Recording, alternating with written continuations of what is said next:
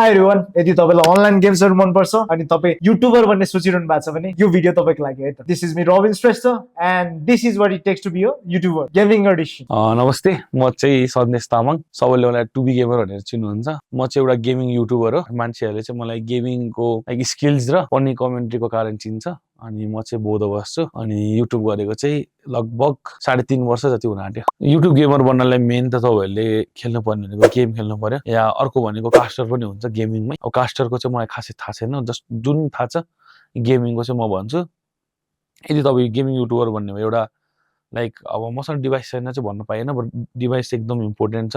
जस्तै मोबाइल भयो, हेडफोन भयो, अनि सायद अब तपाईको चार्जरहरु पनि हुन सक्छ, या धेरै चीजहरु, हेडफोन, अनि अब यो कुन चाहिँ स्लिभहरु भन्ने हुन्छ हैन, त्यो चाहियो। त्यसपछि सेकेन्ड भनेको अब भिडियो रेकर्ड गर्ने एटलिस्ट त्यो डिभाइस भएपछि भिडियो रेकर्डहरु गर्नु पर्यो, राम्रो राम्रो फुटेजहरु खिच्नु पर्यो, इन्टेन्स फुटेजहरु जहाँ चाहिँ अब एज अ अडियन्स उनीहरुले इन्जोय गर्नु पर्यो हैन।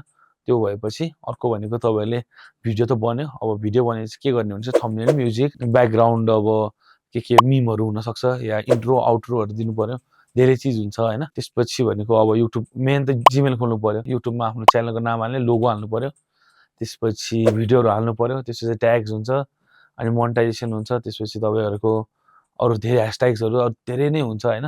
अनि तपाईको क्याटेगोरीहरुमा छान्नु पर्यो गेमिङ भनेर। त्यसपछि भिडियो हालेपछि अब एउटा गेमिङ युट्युबर त भइन्छ, जस्ट बेसिक वाला भइन्छ। त्यसपछि मेहनत गर्दै भइन्छ, अझ राम्रो भइन्छ। स्किल्सहरु इम्प्रुभ गर्नको लागि भनेको तपाईहरुले अब इभन युट्युबमा गेमिङै गर्नलाई त्यही कन्सेप्टमा नि जानु भएको छ भने मेन त मेहनत गर्नु पर्यो। उनी आफू खतरा हुनु पर्यो, खतरा हुनु पर्यो कि इन्टरटेनर हुनु पर्यो, कमेडियन हुनु पर्यो, एटलिस्ट एउटा स्किल चाहिँ तपाईहरुले बनाउनु पर्छ हैन। त्यसको लागि के गर्नु पर्यो, मेहनत गर्नु पर्यो। अनि अब अरूहरुले हेर्ने के गरिरहेको छ भनेर आफू डिफरेन्ट बन्न खोज्ने, ताकि मान्छेहरुले सधैँ अब दाल भात खाएको मात्र मन पर्दैन, मासु भात दिन खोज्ने आफूले हैन। सो त्यो तरिकाले गयो भने एउटा जस राम्रो हुन्छ। सो भिडियो हालेपछि तपाईहरु पनि म जस्तै एउटा गेमिङ युट्युबर बन्नुहुन्छ हैन।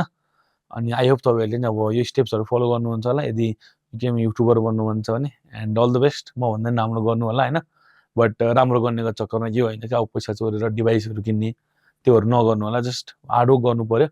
अनि अलवेज यो जुन युट्युब छ प्यासन्सलाई फलो गर्ने, बट यसलाई चाहिँ हल्का सेकेन्डमा राख्दिनु होला, किनभने कन्टेक्स्ट टु नेपाल युट्युबमा हल्का गाह्रो पनि छ, राम्रो पनि छ हैन। सो पढाइलाई चाहिँ राख्नु होला हैन, main important.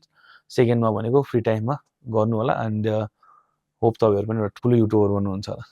Best of lock.